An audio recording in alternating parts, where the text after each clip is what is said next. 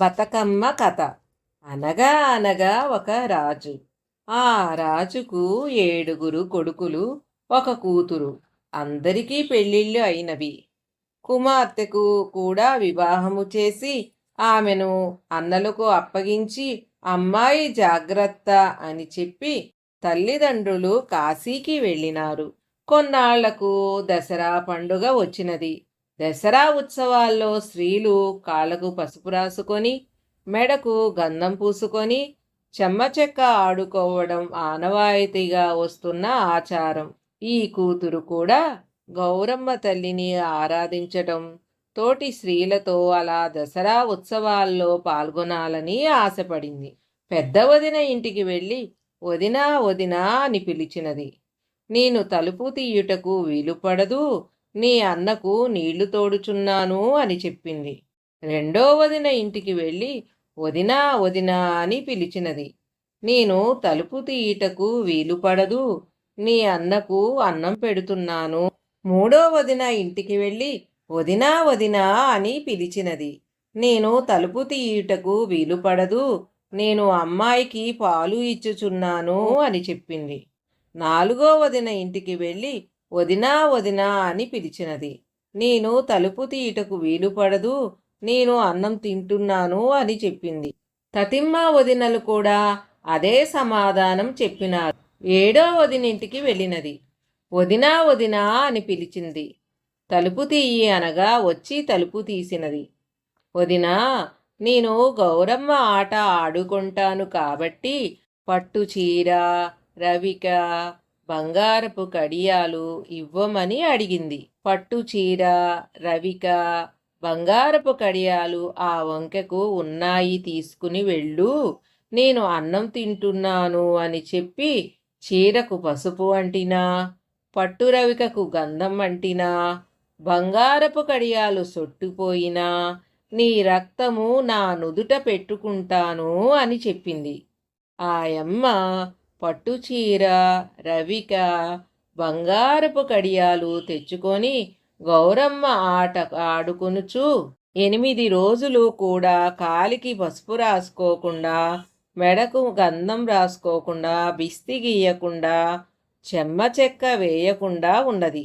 9వ రోజున అమ్మలక్కలు అంతా పసుపు రాసుకోకుండా, బిస్తి గీయకుండా, చెమ్మ చెక్క వేయకుండా ఉంటే గాడిద కడుపున పుడతారు అన్నారు. కాబట్టి కాలికి పసుపు రాసుకున్నది, మెడకు గంధం రాసుకున్నది, బిస్తి గీచి చెమ్మ చెక్క వేసినది. పట్టుచీర, రవిక, బంగారపు కడియాలు తీసుకువెళ్ళి వదినా, ఇవిగో పట్టుచీర, రవిక, బంగారపు కడియాలు అని చెప్పగా పిల్లకు పాలు ఇచ్చుచున్నాను, ఆ వంకెన పెట్టు అని చెప్పగా ఆ వంకెన పెట్టి వెళ్ళినది. ఆ తరువాత చూసుకుంటే పట్టుచీరకు పసుపు అంటినది, రవికకు గంధం అంటినది, బంగారపు కడియాలు నొక్కుకుపోయి ఉన్నవి. అబ్బా, నేను చెప్పినంత పని అయినది అనుకొని భర్త బజారు నుండి వచ్చేసరికి పట్టుచీర, రవిక చించివేసి బంగారపు కడియాలు నలగొట్టి తలకు వాసిన కట్టి పడుకున్నది.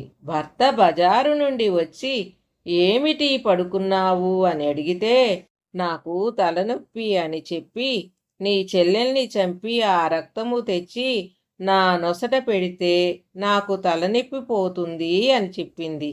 భార్య వేధింపులు తాళలేక అట్లయితే నాకు చద్ది అన్నము కట్టు అని చెప్పి తెల్లవారుజామున లేచి చీమలు దూరని చిట్టడివి, కాకులు దూరని కారడివికి వెళ్ళి గద్దను చంపి గద్దనెత్తు తెచ్చిపెట్టాడు. అప్పుడు లేచి సంతోషంగా నల్లగా ఇల్లు అలికి తెల్లంగా ముగ్గుపెట్టి కట్ల కట్ల కడవ తీసుకొని మెట్లవారి బావికి నీళ్లకు వెళ్ళినది. అక్కడ అమ్మలెక్కలు ఇది ఏమిటి, కలవారి కోడలు గద్దనెత్తురు పెట్టుకు వచ్చినది అన్నారు.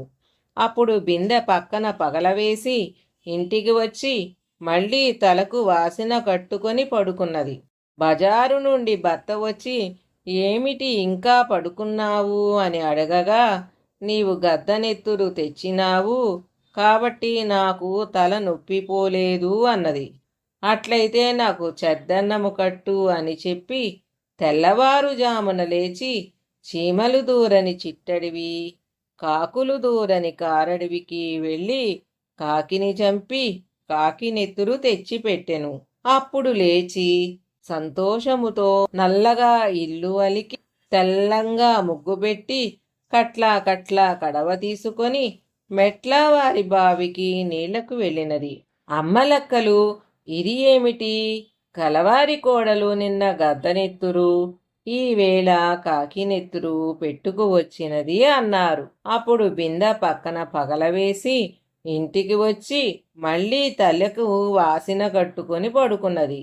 బజారు నుంచి వచ్చి భర్త ఏమిటి ఇంకా పడుకున్నావు అని అడుగగా, నీవు నీ చెల్లెలు నెత్తురు తేలేదు, నిన్న గద్దనెత్తురు తెచ్చావు, ఇవాళ కాకినెత్తురు కాబట్టి నాకు తలనొప్పి తగ్గలేదు అని చెప్పినది.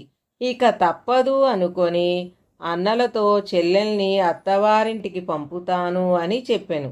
అప్పుడు వారు చద్ది అన్నము మూటగట్టి ప్రయాణము చేసినారు. చిన్నన్న ఆమెను వెంటబెట్టుకొని కాసిన్ని నువ్వులు మూటగట్టుకొని చీమలు దూరని చిట్టడివి, కాకులు దూరని కారడవికి తీసుకొని వెళ్ళి చుండెను. అది గమనించి చెల్లెలు, అన్నయ్యా, అడవికి ఎందుకు తీసుకువచ్చావు అని అడగగా, వర్షాల వల్ల చెట్లు పెరిగినవి అని చెప్పాడు. కొంత దూరం వెళ్ళేసరికి అన్నయ్య నాకు ఆకలి వేస్తున్నది అని అడిగినది. దగ్గర ఉన్న అన్నం మూట విప్పి అన్నం పెట్టినాడు. తరువాత నాకు నిద్ర వస్తున్నది అన్నది. అప్పుడు నా కాలి మీద పడుకోమని చెప్పగా కాలి మీద పడుకొని నిద్రపోయినది. కాసిని నువ్వులు తలలో పోసి బాగా కుక్కినాడు. బాగా నిద్రపోయినది అని అనుకొని ఇదే సమయమని తలంచి చెట్టెక్కి సూది వేసినాడు, చావలేదు. దబ్బలం వేసినాడు, చావలేదు. కత్తి వేసినాడు, అప్పుడు చచ్చినది. ఆ నెత్తురు తెచ్చి భార్యకు నొసట పెట్టినాడు. సంతోషంతో నల్లగా ఇల్లలికి తెల్లంగా ముగ్గు పెట్టి కట్లా కట్లా కడవ తీసుకొని మెట్ల వారి బావికి నీళ్లకు వెళ్ళినది. అక్కడ అమ్మలక్కలు ఇదేమిటి, కలవారి కోడలు మొన్న గద్దనెత్తురు, నిన్న కాకినెత్తురు, ఈ వేళ మనిషి నెత్తురు పెట్టుకొని వచ్చినది అన్నారు. అప్పుడు చాలా సంతోషముతో ఇంటికి వచ్చి పంచభక్ష పరమాన్నములతో వండుకొని సంతోషముతో ఉన్నది. ఇది ఇట్లు ఉండగా అక్కడ ఆ అమ్మాయి తలేమో పూలవనము, పొట్ట బావి, కాళ్ళు తాగాళ్ళు, చేతులు చాంతాళ్ళు అయినవి. తల్లి తండ్రి కాశీ నుంచి వస్తూ ఉన్నారు.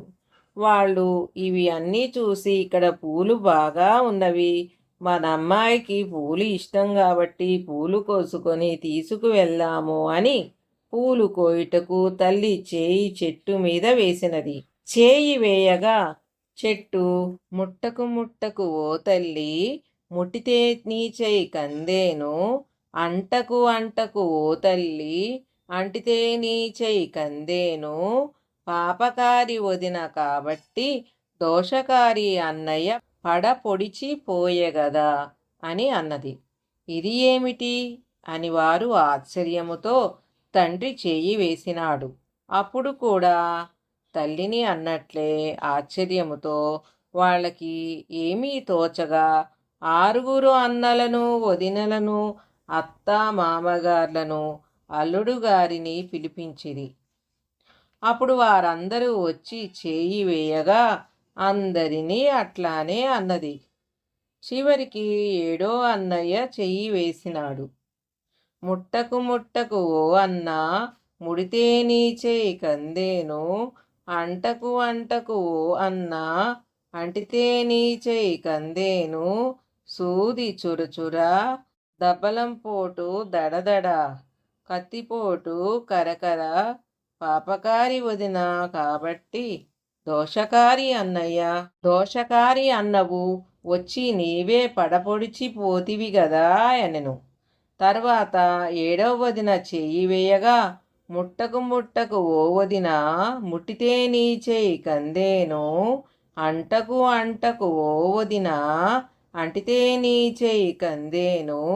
పాపకారి వదినవు నీవు చెయ్యబట్టి, దోషకారి అన్నయ్య పడబొడిచిపోయెగదా అని అన్నది. అసలు విషయము తెలుసుకొని కూతురు కోసం పార్వతీ పరమేశ్వర్ల గురించి తపస్సు చేస్తారు. వాళ్ళు తపస్సుకు మెచ్చి పార్వతీ పరమేశ్వర్లు ప్రత్యక్షమై, నీ కూతురు 9 రోజులు గౌరమ్మ ఆడి పసుపు పూసుకోకుండా, గంధం పూసుకోకుండా, బిస్తి గీయకుండా ఆడటం అనే దోషం వలన ఇలా జరిగినది. మీరు ఇంటికి వెళ్ళి దసరా పండగ వచ్చే వరకు ఉండి గౌరమ్మ ఆట ఆడి ఆ అక్షంతులు తీసుకువచ్చి ఈ చెట్టు మీద చల్లితే మీ కూతురు బ్రతుకుతుంది అని అంటారు. అందరూ ఇంటికి వచ్చి మరలా దసరా పండగ వచ్చేంత వరకు ఉండి ఆ 9 రోజులు ఆట ఆడి ఆ అక్షంతులు తీసుకువచ్చి ఆ చెట్టు మీద బావి మీద వేస్తారు. అప్పుడు 16 సంవత్సరముల బాలాకుమార్తె లేస్తుంది. అంతా సంతోషముతో ఆ బాలికకు బతుకమ్మ అని పేరు పెట్టినారు. పార్వతీ పరమేశ్వర్ల దయవల్ల మళ్ళీ బతుకు పొందిన ఈ బతుకమ్మ ధన్యురాలు, పరమ పవిత్రురాలు. బతుకమ్మే క్రమంగా బతుకమ్మగా పిలువబడుతున్నది. పరమేశ్వర అనుగ్రహానికి పాత్రురాలు కాబట్టి ఆ బతుకమ్మను మనమంతా ఆరాధించుకొనుచున్నాము. ఈ కథ విన్నవారికి సకల సంపదలు, ఆరోగ్య అష్టైశ్వర్యములు కలుగుతాయని పార్వతీ పరమేశ్వర్లు దీవించారు. ఫ్రెండ్స్, మన భక్తి మోటివేషనల్ ఛానల్లో రామాయణం, మహాభారతం, భగవద్గీత గురించి ఇంకా మనకు తెలియని ఎన్నో పురాణ కథలు మరియు ఆసక్తికరమైన విషయాలను తెలుసుకోవడానికి భక్తి మోటివేషన్ ఛానల్ని సబ్స్క్రైబ్ చేసుకొని షేర్ చేయండి మరియు లైక్ చేయండి. Thanks for watching.